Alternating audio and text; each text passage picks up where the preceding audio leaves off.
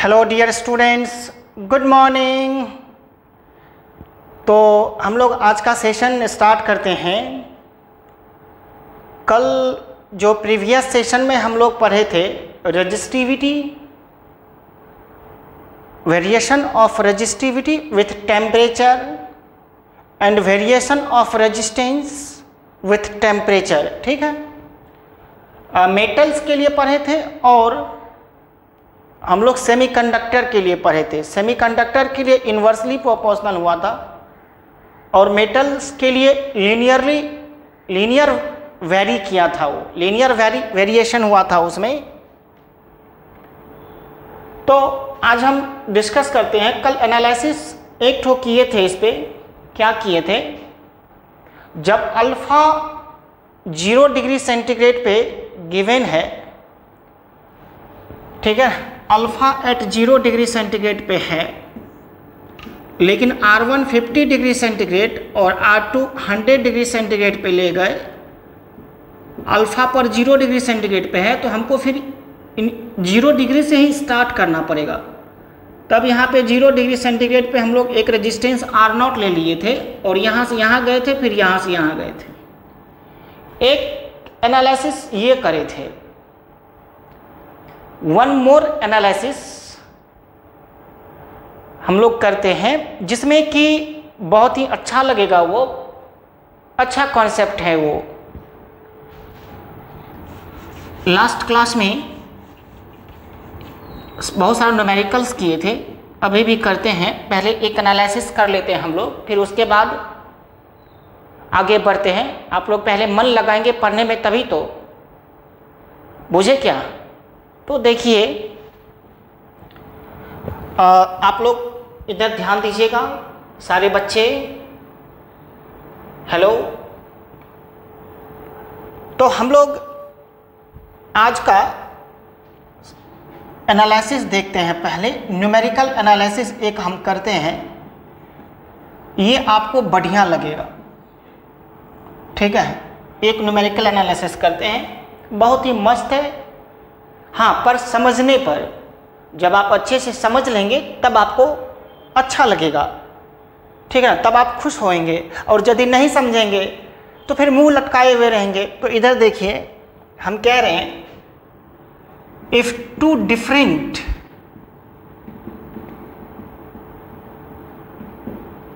If two resistance of different, ऐसा लिखिएगा, if two resistance of different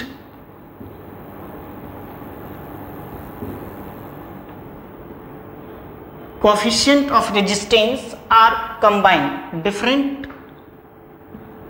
temperature coefficient of resistance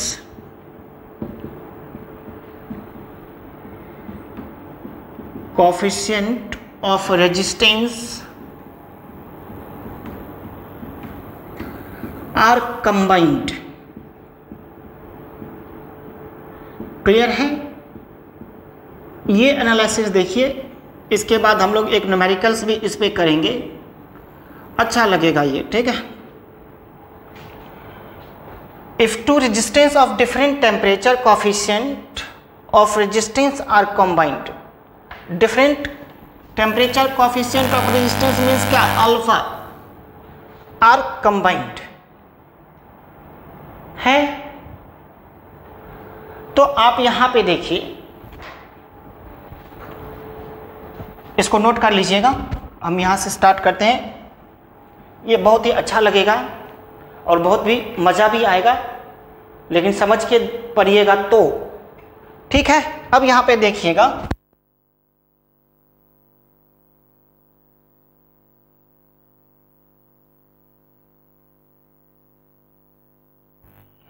ये आपका resistance R1 है, clear. शुरू में R1 है और ये कोफिशिएंट आपका अल्फा 1 है और ये रेजिस्टेंस आपका R2 है और इसका कोफिशिएंट ऑफ टेम्परेचर अल्फा 2 है। दोनों को कंबाइन कर दिए, क्लियर है। तो यहां पे देखिए कि इसमें मेरी बात समझिए, इसमें जितना इंक्रीज होगा, सब इसको समझाते हैं। टेम्परेचर, इनिशियल टेम्परेचर T1 है और फाइनल टेम्परेचर T2 है। तो चेंज इन टेम्परेचर जो आप लीजिएगा, तो चेंज इन टेम्परेचर आपको कितना होगा बोलिए, delta T. Change in temperature जो होगा delta T means T2 minus T1, और इसको हम लोग क्या लेंगे, डेल्टा टी लेंगे। तो हम आपको ये बताते हैं, increase in resistance of register R1, इसमें कितना रेजिस्टेंस हुआ, ठीक है ना, और इसमें कितना इंक्रीज होगा। देखिए सपोज ये पहले 10 था और ये 15 था, ये 10 से बढ़ करके 12 हो गया और ये 15 से बढ़ के 17 हो गया। टेम्परेचर बढ़ेगा तो रेजिस्टेंस भी बढ़ेगा। तो इसमें इंक्रीज कितना हुआ 2, और इसमें इंक्रीमेंट कितना का हुआ 2 का, तो टोटल इंक्रीमेंट 4। तो increase in the resistance of combination equal to increase in resistance of R1 and increase in resistance of R2। देखिए इसमें जितना इंक्रीमेंट हुआ 2 और इसमें जितना इंक्रीमेंट हुआ 2, तो दोनों को ऐड कर दीजिएगा तो होल कॉम्बिनेशन का जो इंक्रीमेंट होगा उसके बराबर होगा, इजंट इट। हेलो, आप ध्यान नहीं दे रहे हैं इधर, समझिए। हम कह रहे हैं कि जितना इंक्रीमेंट इसमें होगा और फिर जितना इंक्रीमेंट इसमें हुआ, ठीक, तो इसमें जो इंक्रीमेंट होगा और इसमें इंक्रीमेंट होगा, और फिर होल में टोटल कॉम्बिनेशन का इंक्रीमेंट निकाल लीजिए, वो दोनों के क्या सम के बराबर हो जाएगा। तो हम आपको ये बता रहे हैं, increase in resistance of R1, increase in the resistance of first register, ऐसा भी लिख सकते हैं, increase in the resistance of first register, ठीक है, first register.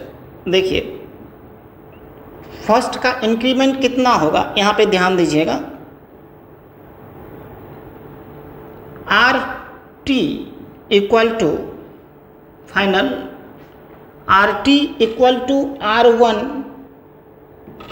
1 plus alpha 1 into del T. तो RT equal to R1 plus R1 alpha 1 delta T, ये इधर आ जाएगा। तो RT माइनस R1, ये इंक्रीमेंट हुआ RT माइनस R1। सपोज ये क्या किए आप, यहाँ पे 10 पहले था और बढ़ के ये 12 हुआ, तो इंक्रीमेंट क्या निकाले 12 माइनस 10। तो यहां पे इंक्रीमेंट क्या निकालिएगा RT माइनस R1। तो यहां पे जो इंक्रीमेंट हो जाएगा RT minus R1 equal to R1 alpha 1 delta T, ठीक है, R1 अल्फा 1 डेल्टा टी। ये इक्वेशन नंबर फर्स्ट ले लीजिए। अब देखिए इंक्रीमेंट या increase in the resistance of second register, in the resistance of second register. Second register का जो इंक्रीज होगा वो देखिए कितना होगा, RT माइनस R2, इसका इनिशियल R2 है, equal to R2 alpha 2 into delta T, ये इक्वेशन सेकेंड। अब यहाँ पे increase in the resistance of combined resistor. Combined register, अब कंबाइंड रजिस्टर का रेजिस्टेंस में कितना इंक्रीमेंट होगा बताइए। इनिशियल उसका R1 प्लस R2 जब कंबाइन कर देंगे, हेलो, जब कंबाइन कर देंगे तो total resistance R1 plus R2 initial का, तो ये जो निकल जाएगा R1 plus R2 into alpha T, alpha final coefficient हो गया, ओवरऑल टेम्परेचर कॉफिशिएंट, ये जो अल्फा हो गया ओवरऑल टेम्परेचर कॉफिशिएंट हो गया, क्लियर है। और यहाँ पे ये जो हुआ increase in the resistance of combined resistance RT minus R1 plus R2, देखिए हम इसको ऐसा लिखते हैं,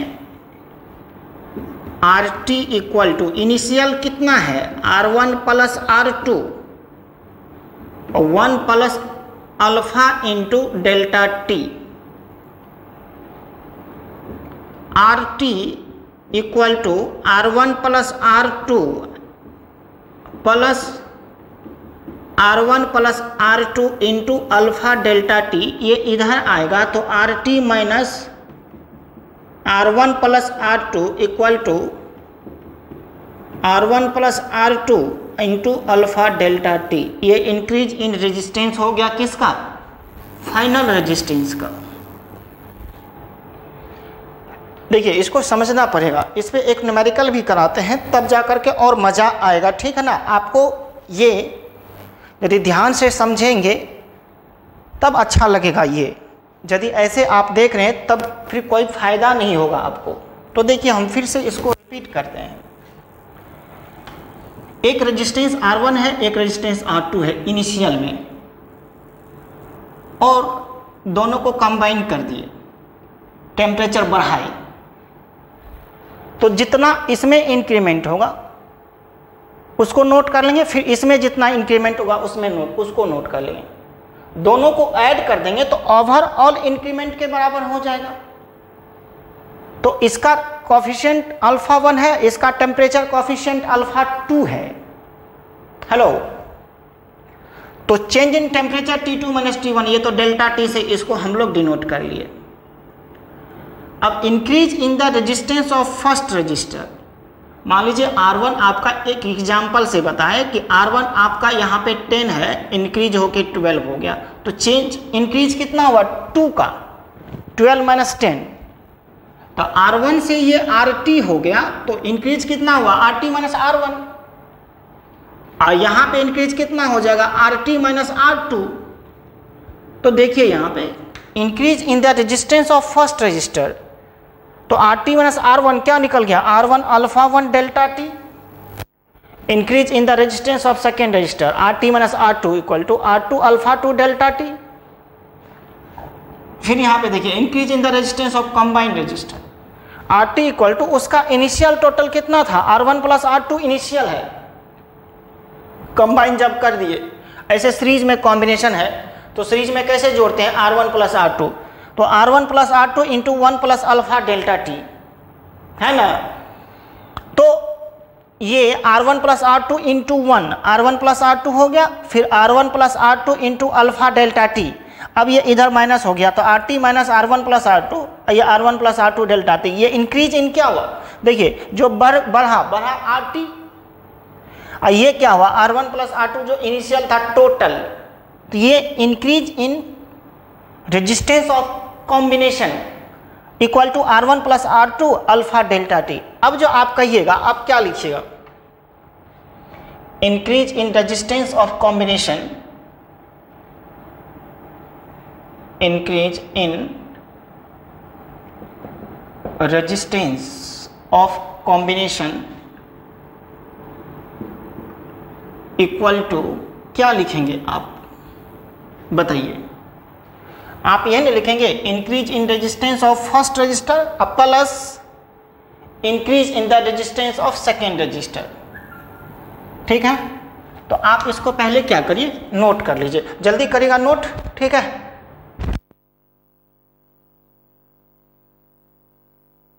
अब देखिएगा increase in resistance of combination, आप क्या लिखिएगा, इंक्रीज इन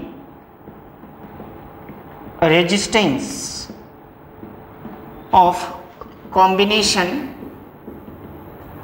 इक्वल टू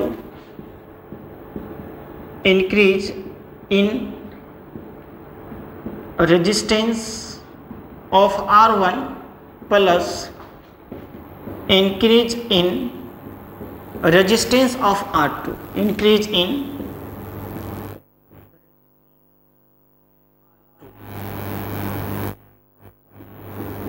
ठीक है, रेजिस्टेंस ऑफ R2। देखिए increase in resistance of R1 plus increase in resistance of R2। तो यहां पे क्या लिखिएगा, कॉम्बिनेशन में इंक्रीज कितना हुआ है, देखिए R1 plus R2 alpha delta T equal to R1 alpha 1 delta T, ठीक है, plus R2 alpha 2 into delta T। अब यहाँ पे डेल्टा T आप कॉमन ले लीजिए, R1 alpha 1 plus R2 alpha 2 equal to R1 plus R2 alpha into delta T cancel out हो जाएगा, ठीक है। तब आप क्या लिखिएगा फाइनली, हेलो, फाइनली जो लिखिएगा यहाँ पे क्या लिखिएगा, alpha delta T cancel, R1 plus R2 into alpha equal to R1 alpha 1 plus R2 alpha 2 हो जाएगा। इस तरह से हम जब दो रजिस्टर को कंबाइन करके करेंगे तो इस तरह से हम लोग प्रोसीड करेंगे, ठीक है, बुझे क्या? उम्मीद है कि आप बुझ गए होंगे इसको, ठीक है। अब इस पे एक हम आपको न्यूमेरिकल कराते हैं, तब और मज़ा आएगा। एक न्यूमेरिकल करिएगा ना, तब ये बिल्कुल समझ जाइएगा।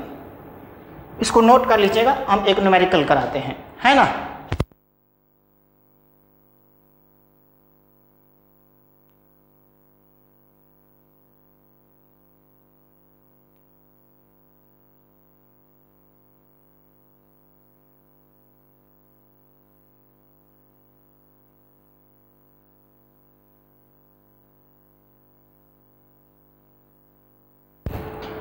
एक क्वेश्चन देखिएगा यहाँ पे, इसको मिटा देते हैं।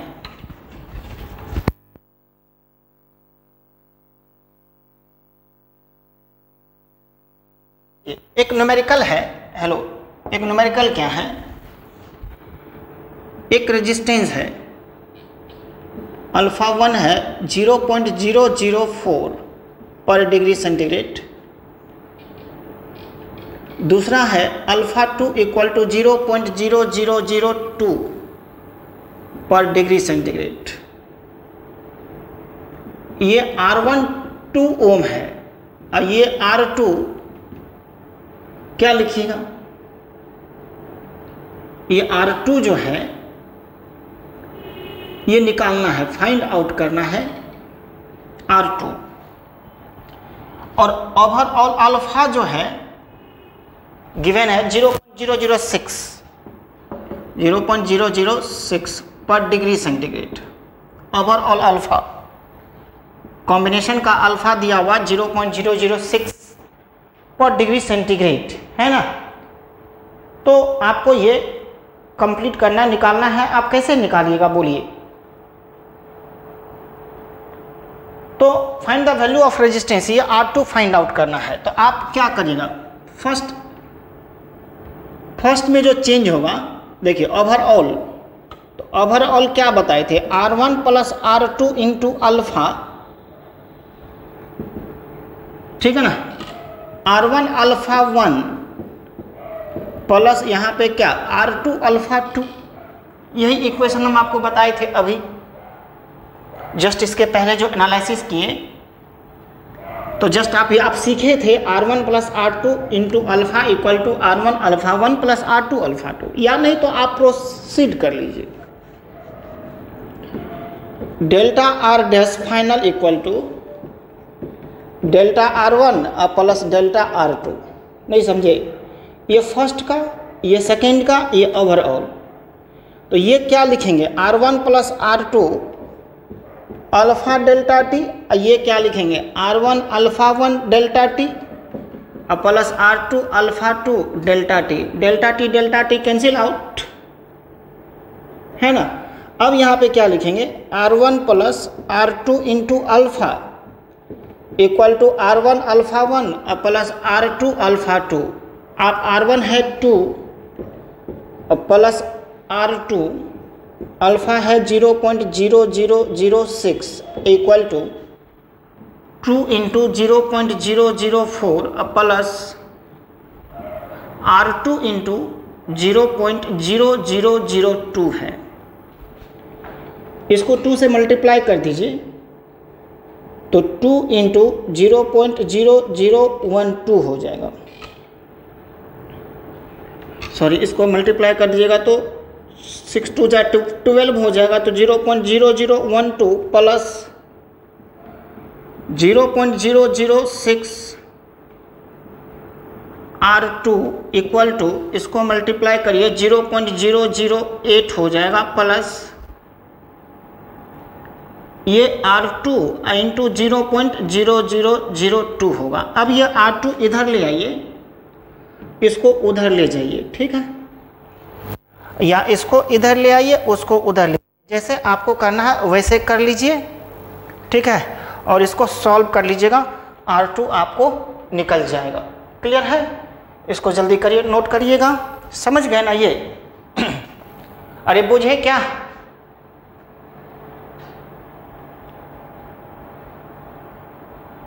एक एक क्लास आपके लिए बहुत ही इम्पोर्टेंट है, एक एक न्यूमेरिकल आपके लिए इम्पोर्टेंट है, ठीक है। ध्यान से पढ़िए, बार बार आपको कहते हैं ध्यान से पढ़िए। क्लियर, इसको मिटाते हैं। अब देखिएगा,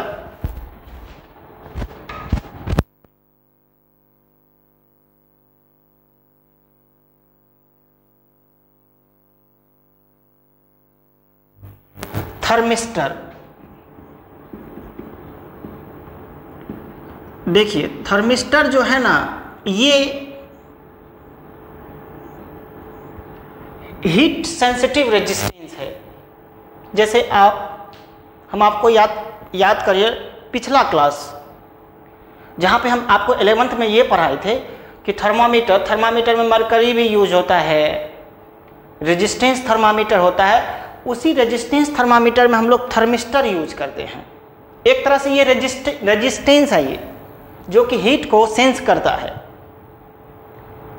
एवरीवन, हम कह रहे हैं थर्मिस्टर भी एक तरह का रेजिस्टेंस है जो हीट को सेंस करता है। ये यूजुअली सेमीकंडक्टर मटेरियल से बना होता है। सेमीकंडक्टिंग मटेरियल क्या, व्हाट, सिलिकॉन, जर्मेनियम, ठीक है ना, CDS, AGS, ये सब सारा सेमीकंडक्टर है। देखिए सेमीकंडक्टर ऐसे देखिएगा तो एलिमेंटल सेमीकंडक्टर होता है, कंपाउंड सेमीकंडक्टर होता है। तो मेरी बात समझिए, एलिमेंटल सेमीकंडक्टर जो है सिलिकॉन, जर्मेनियम, ये सब एलिमेंटल सेमीकंडक्टर सिंगल एलिमेंट से बना है। CDS, कैडमियम सल्फेट, ठीक है ना, गैलियम आर्सेनाइड उस दिन भी बताए थे, ये नॉन ओहमिक कंडक्टर है सारा। गैलियम आर्सेनाइड, CDS, तो ये सब कंपाउंड सेमीकंडक्टर हो गया। कार्बन, ये सब सारा सेमीकंडक्टर है। तो यूजुअली सेमीकंडक्टर से ये बना रहता है। और खास फर्क क्या है ना, आप देखिए ये भी एक रेजिस्टेंस है, थर्मिस्टर भी एक रेजिस्टेंस है जो कि हीट को सेंस करता है। तो हम लोग यूजुअली इसको रेजिस्टेंस कहते हैं। थर्मिस्टर अलग नाम देने का मतलब क्या हुआ, इसका सेंस यही है कि जो भी थर्मिस्टर होगा ये भी रेजिस्टेंस ही है, पर एक ही डिफरेंस है, इसका टेम्परेचर कॉफिशिएंट जो होता है टेम्परेचर कोएफिशिएंट ऑफ रेजिस्टेंस, ये जो अल्फा होता है ये वेरी हाई होता है, ठीक है ना। हाँ, ये वेरी हाई होता है, हो सकता है ये नेगेटिव भी हो सकता है ये पॉजिटिव भी हो, दोनों हो जाता है। देखिए रेजिस्टेंस जो है, आप रेजिस्टेंस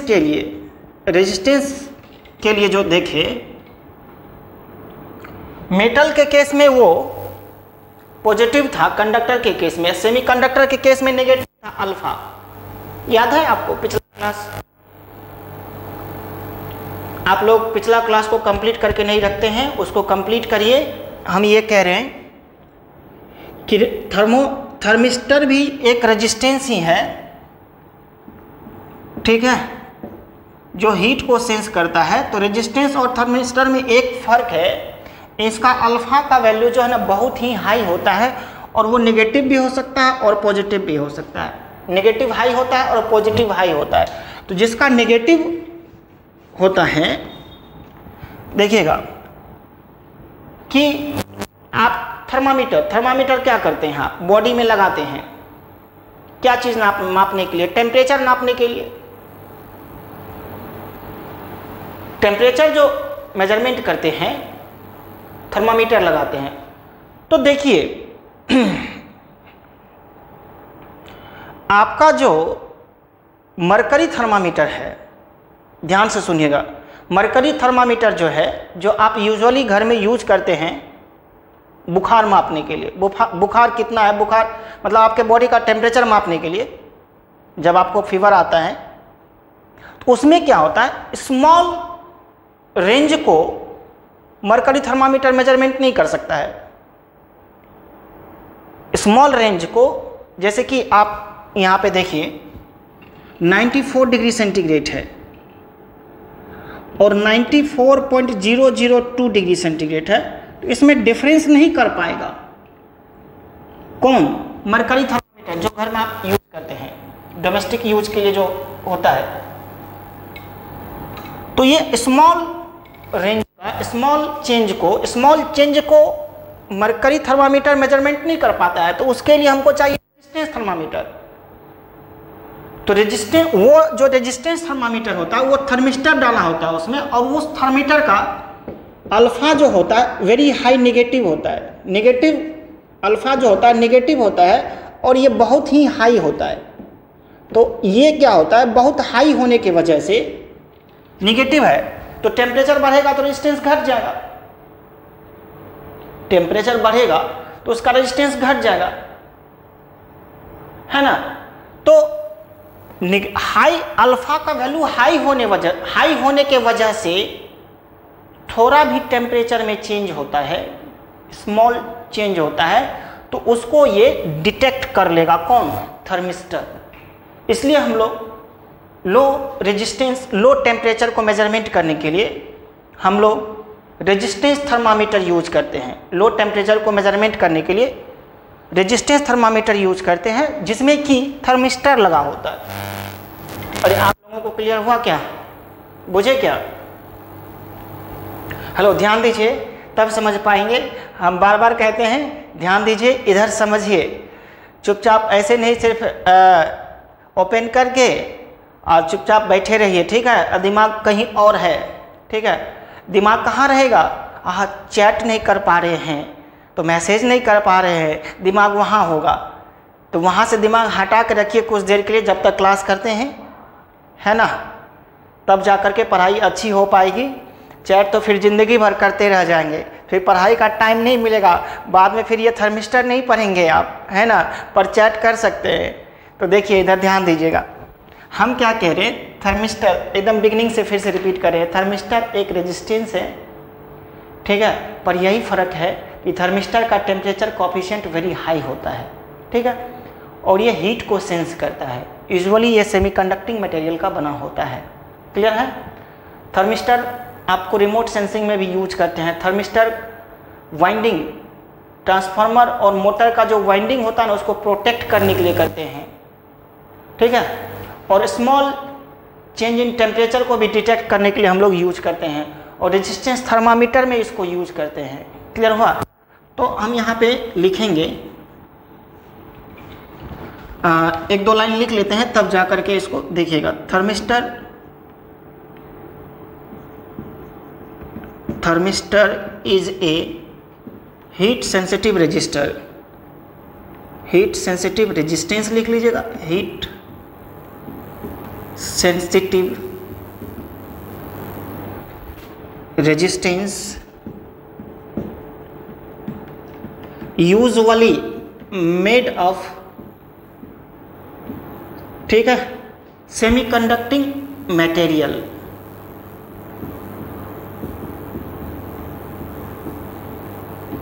सेमीकंडक्टिंग मटेरियल, ठीक है।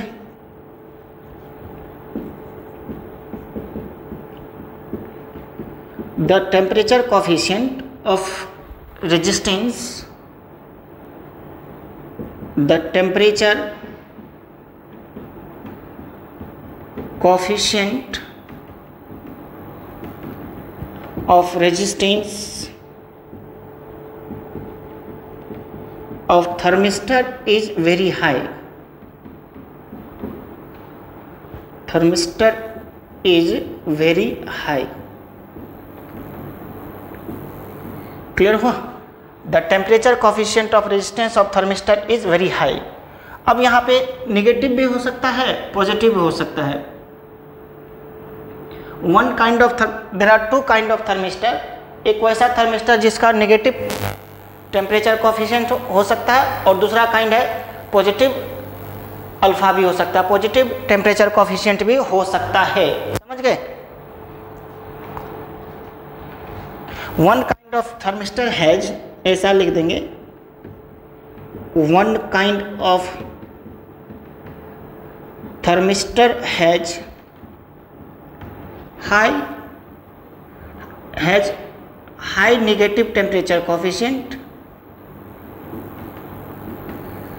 high negative temperature coefficient,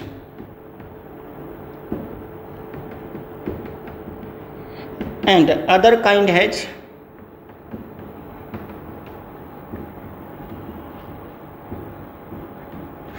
high positive temperature coefficient, high positive temperature coefficient, ठीक है, कोफिशिएंट। इसका जो है आपका हम ग्राफ दिखाते हैं करंट और वोल्टेज में। इसको नोट करिएगा, करंट और वोल्टेज में इसका ग्राफ दिखाते हैं।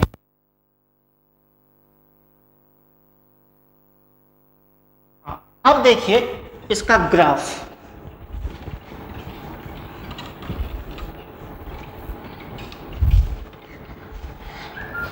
ग्राफ जो है ये वाला देखिएगा,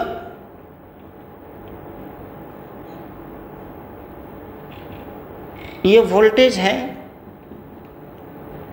ये आपका करंट है।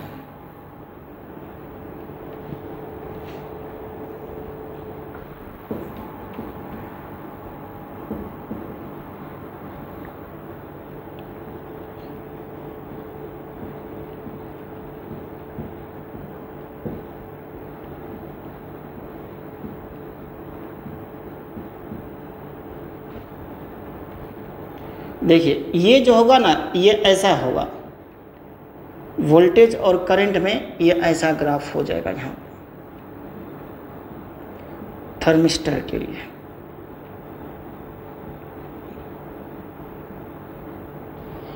क्लियर हुआ? ये थर्मिस्टर के लिए करंट और वोल्टेज में ग्राफ हो जाएगा। अब देखिए यूज ऑफ थर्मिस्टर, देखिए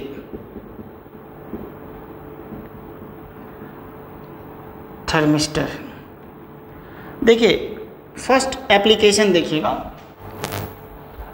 ए thermistor with high negative temperature coefficient is used in resistance thermometer to measure the low temperature, ठीक है।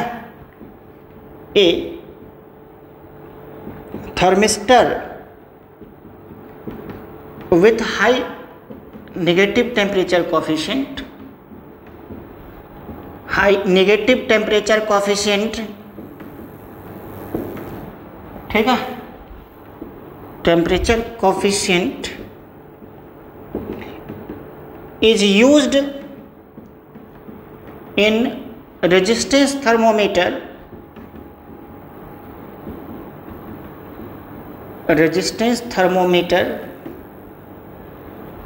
To measure low temperature,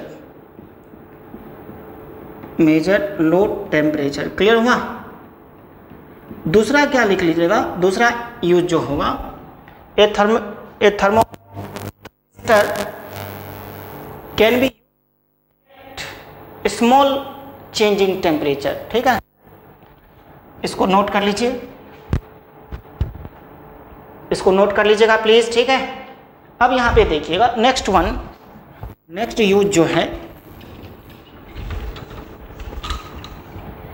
A thermistor, second use देखिएगा, a thermistor can be used to detect even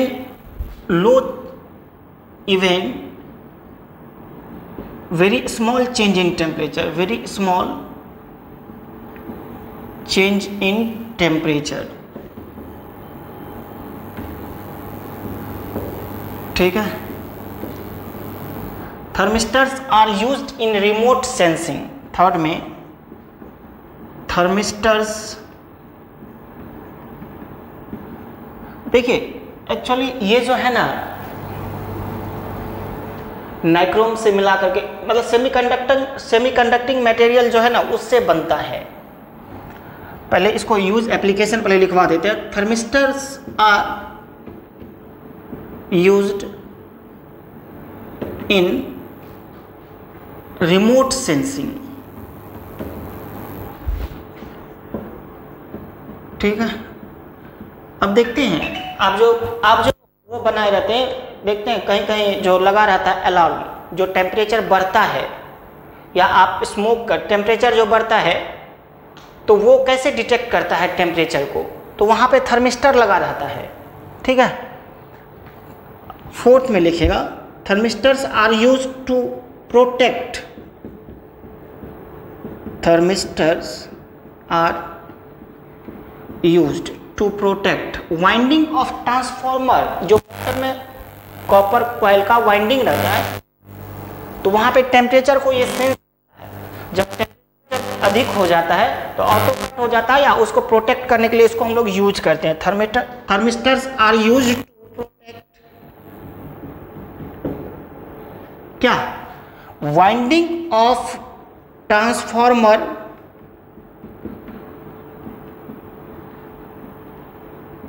and motor ETC, clear हुआ। इतना लिख लीजिए। एक question लिखिएगा, इसको पहले कंप्लीट करिए, जल्दी से लिखिएगा, इसको फास्ट लिखिए।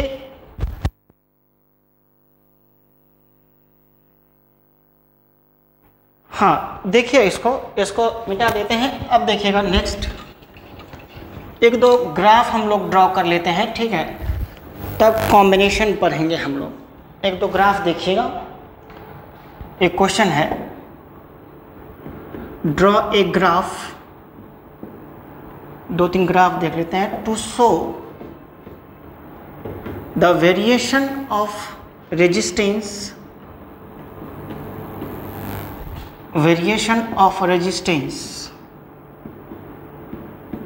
of metallic wire as a function of its diameter,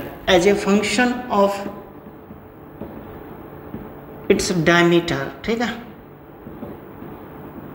देखिए ये जो है ये आपका कंडक्टिंग वायर है। ये एनालिसिस वहाँ पे नहीं कर पाए थे, यहाँ पे देख लीजिए क्वेश्चन के रूप में। ये डायमीटर आपका d है, क्लियर है। तो R इक्वल टू क्या लिख देंगे, d/2, और R equal to rho into L/A लिखे थे। तो रो इंटू L/πr², क्लियर है। तो रो इंटू L/π d/2 का होल स्क्वायर, क्लियर है। अब यहाँ पे R इक्वल टू क्या लिख देंगे, 4 ऊपर चला जाएगा रो 4L/पाई इंटू डी स्क्वायर। तो R और D में क्या रिलेशन हो गया, R inversely proportional to D square. तो देखिए यहाँ पे डायमीटर ले लीजिए और रेजिस्टेंस ले लीजिए, ये डायमीटर है, ये आपका रेजिस्टेंस है, इन्वर्सली प्रोपोर्शनल है। तो ये जो ग्राफ हो जाएगा आपको ऐसा ग्राफ हो जाएगा, ठीक है। R inversely proportional to D square. Draw करिएगा इसको।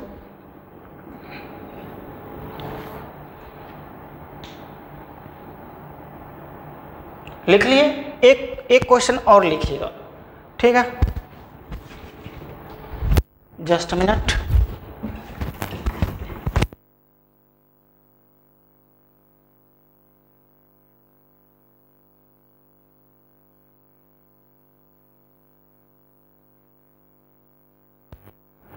Variation of conductivity with conductivity of metal with temperature। वहाँ पे रेजिस्टिविटी के लिए देखे थे, वहाँ पे रेजिस्टिविटी इक्वल टू क्या लिखे थे, m/ne²। तो कंडक्टिविटी इक्वल टू क्या होता है बताइए, 1/ρ। तो 1/m/ne²। तो रो इक्वल टू ne² अब बाई m हो गया। तो रो डायरेक्टली प्रोपोर्शनल टू, यहाँ पे m जो है, m क्या बताए थे, कांस्टेंट। n भी यहाँ पे कांस्टेंट होता है मेटल के केस में, ठीक है ना। e तो कांस्टेंट है ही, e का वैल्यू 1.6 इंटू 10⁻⁻⁹। तो conductivity directly proportional to relaxation time.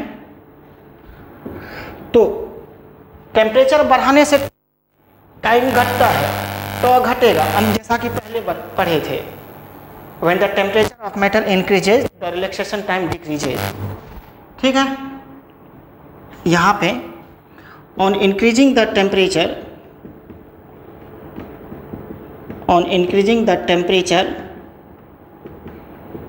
ठीक है, the relaxation time decreases, the relaxation time decreases, ठीक है। तो रिलैक्सेशन टाइम घट जाएगा तो कंडक्टिविटी भी घटेगा, यानी टेम्परेचर बढ़ाने से कंडक्टिविटी घट रहा है, टेम्परेचर बढ़ाने से कंडक्टिविटी घट रहा है। तो इन्वर्सली प्रोपोर्शनल हो जाएगा टेम्परेचर का। तो ये आपका टेम्परेचर हो गया, ठीक है, ये आपका कंडक्टिविटी हो गया, ठीक है।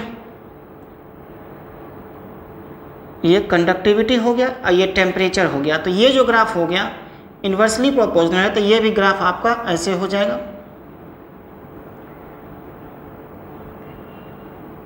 टेम्परेचर बढ़ाने से, टेम्परेचर जब इंक्रीज करिएगा तो टॉ घटेगा, और टॉ घटेगा तो कंडक्टिविटी क्या होगा, घटेगा। तो कंडक्टिविटी जो है डिक्रीज करेगा, ठीक है। ये इसको नोट करिए, प्लीज़ नोट करिएगा।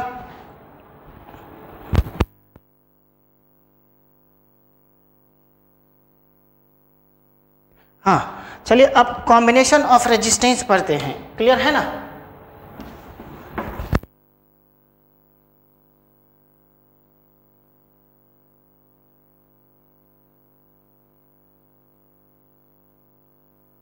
Combination of resistance, combination of resistance का जो कॉम्बिनेशन देखिएगा तो यहाँ पे हम क्या बताए थे, दो टाइप का, एक सीरीज और एक क्या, पैरेलल। पहले कैपेसिटर में भी हम लोग पढ़ चुके हैं। तो सीरीज कब कहेंगे, जब एक ही पाथ हो करंट फ्लो करने के लिए और सबके थ्रू करंट क्या हो, सेम हो, तो ये सीरीज हो गया। और पैरेलल कब होगा, सबके एक्रॉस पोटेंशियल सेम हो और करंट को फ्लो करने के लिए मोर देन वन पाथ हो। जब एक से अधिक पाथ हो पैरेलल हो गया, जब एक ही पाथ हो तो वो क्या हो गया, सीरीज हो गया। तो पहला क्या लिखेंगे हम लोग, सीरीज कॉम्बिनेशन। ठीक है, सीरीज कॉम्बिनेशन। इसमें क्या लिखेगा सीरीज कॉम्बिनेशन में, 2 और more than two resistance are said to be connected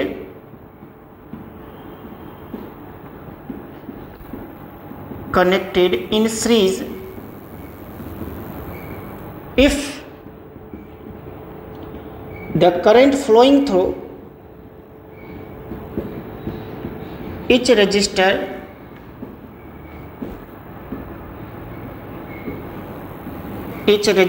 is same, each resistance is same, and there are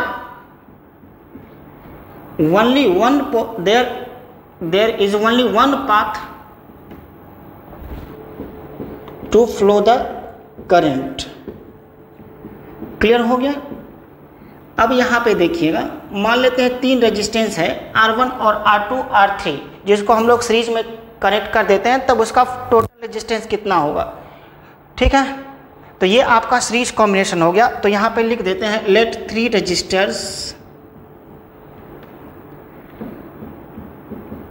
resistors of resistance R1, R2 and R3, R1, R2 and R3 respectively are connected in series as shown in the figure, है ना,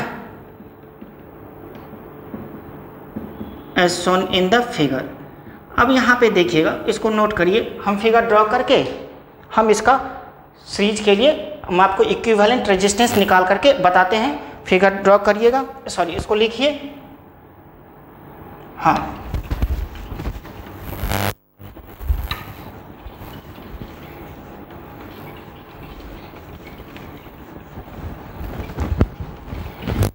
अब देखिए 3 resistance है आपका। एक resistance R1 ले लीजिए, एक रेजिस्टेंस R2 ले लीजिए, एक रेजिस्टेंस R3 ले लीजिए। इसका रेजिस्टेंस R1, ये R2, ये R3, इसका वोल्टेज V1, इसका वोल्टेज V2, इसका वोल्टेज V3।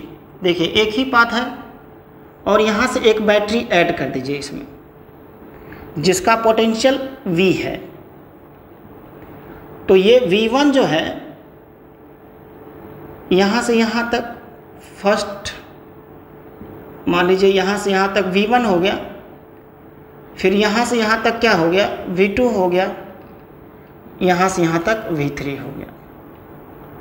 ठीक है, फर्स्ट के अक्रॉस V1, सेकेंड के अक्रॉस V2, थर्ड के अक्रॉस V3 है। तो अक्रॉस रेजिस्टेंस R1, देखिए अक्रॉस रेजिस्टेंस R1 क्या लिखेंगे, यहाँ पे करंट जो जाएगा सबके अक्रॉस करंट सेम जाएगा, तो V1 equal to I into R1 लिख देंगे। क्लियर है। Across registers R2, register R2, यहाँ पे क्या लिखेगा, या रेजिस्टेंस भी लिख सकते हैं। ठीक है, यहाँ पे V2 equal to I into R2, और अक्रॉस रेजिस्टेंस R3 क्या लिखेंगे, V3 equal to I into R3। Let RS be the equivalent resistance of series combination, equivalent resistance of series combination. Clear है।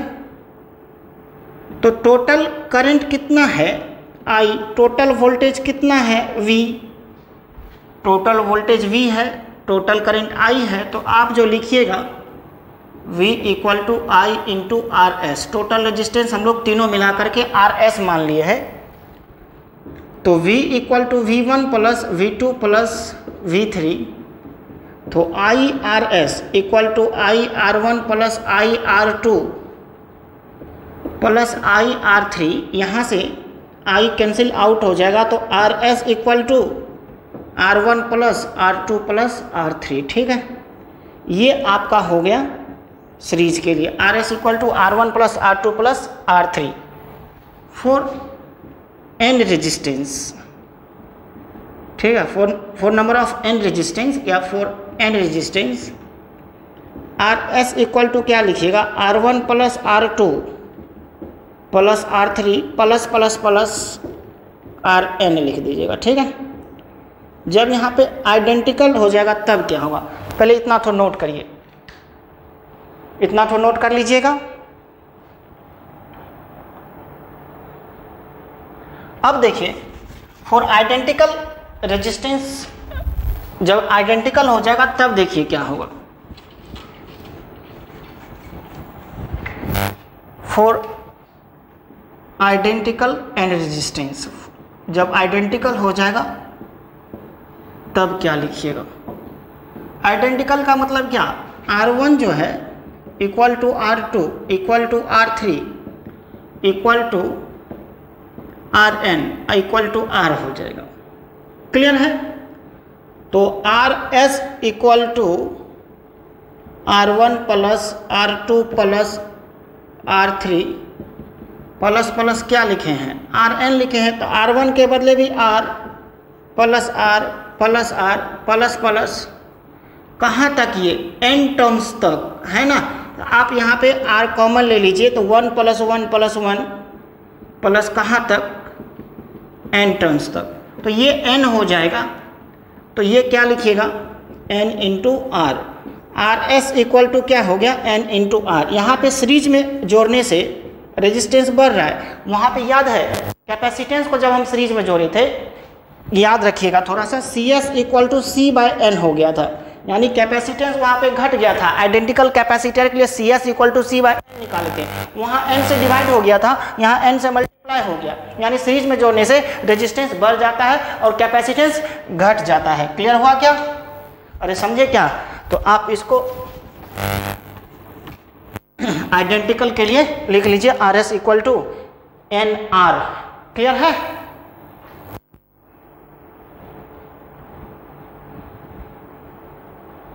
अब देखिए parallel combination.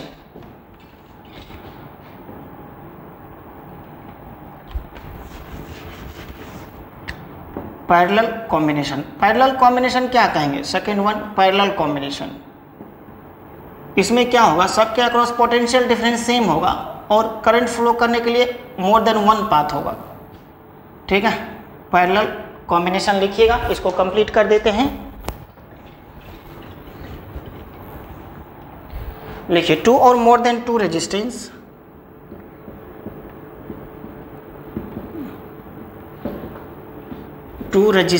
are said to be connected in parallel, are said to be connected in parallel। ठीक है, if the potential difference across each resistor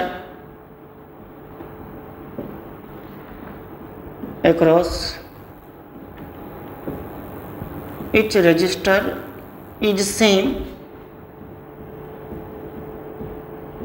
and there are many paths to flow the current।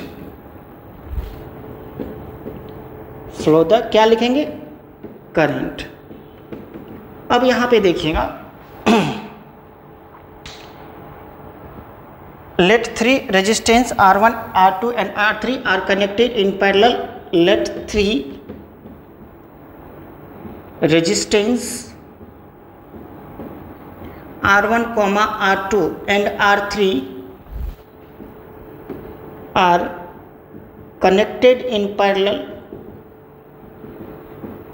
as shown in the figure।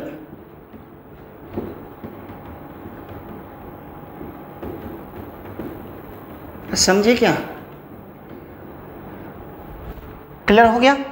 अब इसको note कर लीजिए, हम figure draw करके इसका expression drive कर देते हैं, तब जाकर के हम लोग केवीएल पढ़ लेंगे, तब बहुत सारे न्यूमेरिकल्स हम लोगों को बनने लगेगा। यहाँ पर जितना भी सर्किट है ना, क्लोज लूप है ना, जब तक आप रेजिस्टेंस का कॉम्बिनेशन और केवीएल नहीं पढ़ लेते हैं तब तक कोई भी क्लोज लूप हम लोग सॉल्व नहीं कर सकते हैं।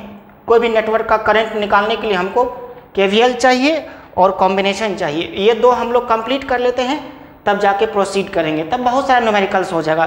सिर्फ केवीएल पढ़ने का देर है। अब इसको हम लोग बुझ गए ना इसको, ठीक है, इसको मिटाते हैं। अब यहाँ पे देखिएगा, फिगर ड्रॉ करके हम आपको बताते हैं। अरे ये कैपेसिटर में हम आपको पढ़ाए ही थे, बस रजिस्टर सेम हो गया, थोड़ा उलट जाता है, वहाँ का सीरीज यहाँ का पैरेलल, यहाँ का पैरेलल का सीरीज हो जाता है। अब यहाँ पे देखिएगा, ये resistance R1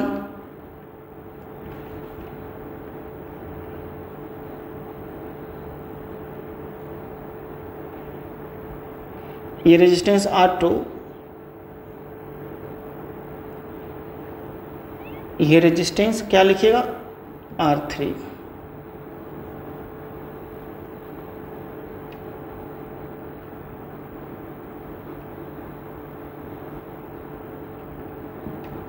R1, R2, R3।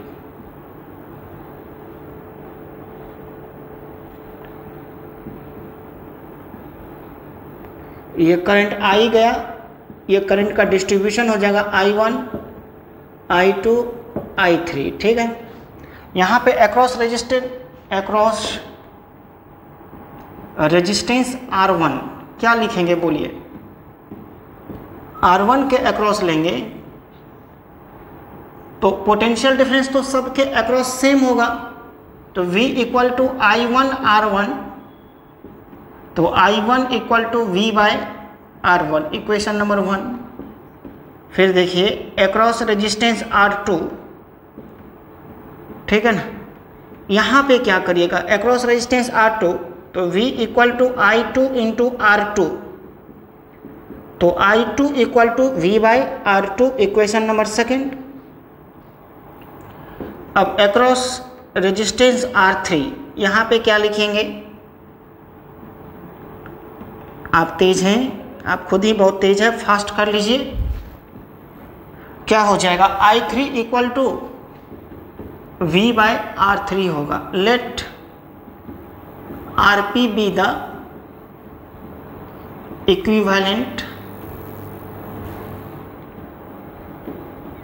Equivalent resistance of parallel combination, ठीक है। तब यहाँ पे क्या हो जाएगा, पैरेलल कॉम्बिनेशन के लिए जो लिखे आप RP लिखे, तो total V total I into RP, तो I equal to V by RP, ये हो गया। अब देखिए ये जो करंट I गया है ये 3 ब्रांच में डिस्ट्रीब्यूट हुआ है, तो I इक्वल टू लिख देंगे I1 plus I2 plus I3, यहाँ ऐड हो जाएगा I1 plus I2 plus I3, तो ये V by RP, V by R1, V by R2, V by R3, ठीक है।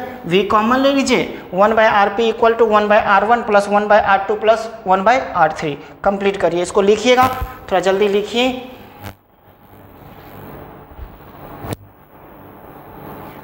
हाँ, अब देखिए यहाँ पे उधर से क्या करिएगा बोलिए, यहाँ पे 1 by RP V cancel out हो जाएगा, तो क्या होगा 1 by RP equal to 1 by R1 plus 1 by R2 plus 1 by R3, ठीक है, for the combination of n resistance, for the combination of n resistance, ठीक है। n ठो हो जाएगा, तब क्या होगा 1 by RP equal to 1 by R1 plus 1 by R2 plus 1 by R3 plus plus plus 1 by Rn हो जाएगा। क्लियर है? फॉर आइडेंटिकल रेजिस्टेंस, जब आइडेंटिकल हो जाएगा तब क्या होगा बोलिए, तो सब बराबर हो जाएगा, means R1 equal to R2 equal to R3 equal to Rn equal to R हो जाएगा। तो 1/Rp equal to 1/R plus 1/R plus 1/R plus कहाँ तक ये 2n टर्म्स, 2n टर्म्स। जब n टर्म्स तक जाएंगे तब क्या होगा, 1/R बाहर ले लीजिए,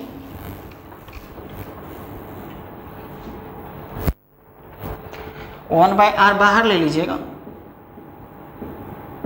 तो 1/R हो गया 1 प्लस 1 प्लस 1 प्लस कहाँ तक ये, तो ये n हो जाएगा। तो 1/Rp इक्वल टू n/R, तो Rp इक्वल टू क्या हो जाएगा R/n, ये n से डिवाइड हो गया, ठीक है। तो यहाँ पे पैरेलल में जोड़ने से रेजिस्टेंस क्या हो गया, डिक्रीज हो गया, ठीक है ना। रेजिस्टेंस जो है पैरेलल में जोड़ने से रेजिस्टेंस आपका डिक्रीज हो गया, समझ गए। तो यहाँ पे रेजिस्टेंस जो लिखिएगा डिक्रीजेज। अब यहाँ पे दो कॉम्बिनेशन के लिए प्रोडक्ट बाय सम हो जाएगा, देखिए इसको नोट करिए, फास्ट नोट करिएगा, जल्दी करिए।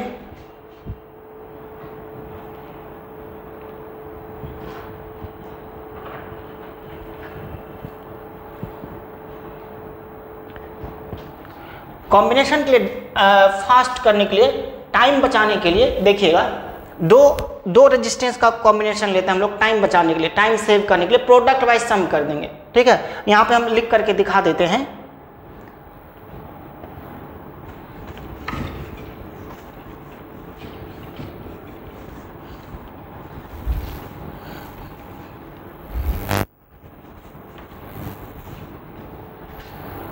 For combination of two resistance देखिएगा, ठीक है। यहाँ पर for combination of two resistance,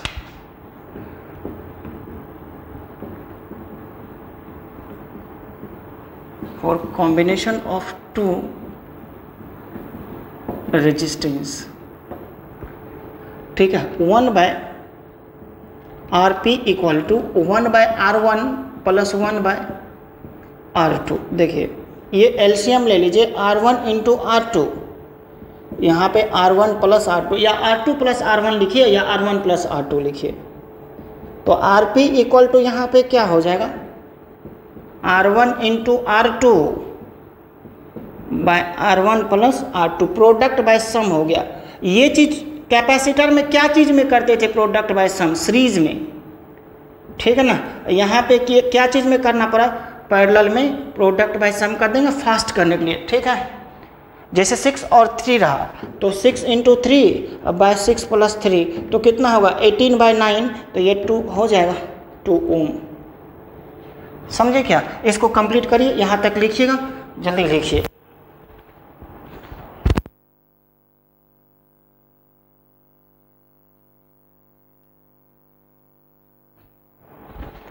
है, अब यहाँ पर एक लिखिएगा, relation between RS and RP, relation between RS and RP, RS and RP, ठीक है। RS क्या हुआ, सीरीज में बढ़ा था, तो RS equal to N into R, और RP इक्वल टू कितना हुआ बोलिए, R/N, ये डिवाइड हो गया, घट गया था,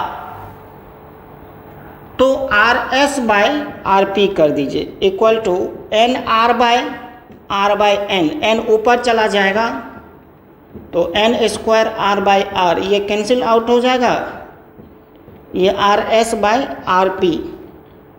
तो देखिए RS equal to N² into RP हो जाएगा, ठीक है।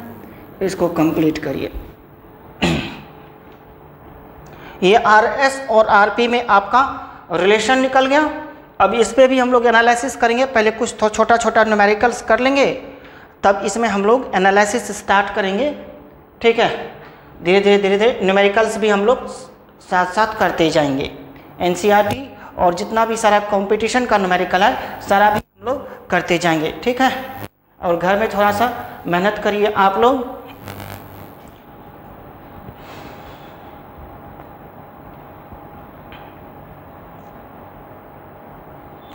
देखिए थोड़ा मन बना लीजिएगा ना कि हमको अच्छा पढ़ाई करना है, तो बहुत अच्छी पढ़ाई हो जाएगी। कंपटीशन आप देखिए कितना लोग फॉर्म भरते हैं, लाखों में करोड़ों में फॉर्म भरते हैं, लेकिन कंपटीशन उनके बीच नहीं होता है। कंपटीशन हेल्दी कंपटीशन जो कहिएगा ना, तो बहुत 10-20 हज़ार के बीच, 10-20 हज़ार स्टूडेंट के बीच आपका हेल्दी कंपटीशन होता है। तो वहीं पे क्या होता है, एक सर्टेन मार्क्स जो है ना सभी लोग ले आते हैं। कुछ क्वेश्चंस को सब लोग बना लेते हैं, लेकिन कुछ क्वेश्चंस ऐसा होता है कि इसको सब नहीं बना पाते हैं। तो थोड़ा दिल से मेहनत करिए, है ना। तो वहाँ पे क्या होगा ना कि जैसे सपोज 1 लाख एग्ज़ाम बैठा देने के लिए, तो 80,000 90,000 ऐसे ही ख़त्म हो जाता। उनके बीच कोई कंपटीशन ही नहीं है। कंपटीशन है तो मात्र 10,000 के बीच। तो थोड़ा अच्छा से मेहनत करिएगा ना, तो कोई चीज़ भारी नहीं है, कोई चीज़ इम्पॉसिबल नहीं है, सब कुछ पॉसिबल है। लेकिन दिल लगाना पड़ेगा, दिमाग भी लगाना पड़ेगा। कहते हैं ना कि दिल से किया हुआ काम अच्छा होता है, ये हमेशा मान के चलिए। दिल से आप कोई काम करते हैं जैसे, ठीक है ना, आप दिल से कोई भी काम करते हैं दूसरा वे में, देखिए कैसे आपको मन लगता है। उसी तरह से दिल लगाइए अपने पढ़ाई पे, तब देखिए आपका पढ़ाई कितना अच्छा हो जाएगा। आप बुझ रहे हैं ना।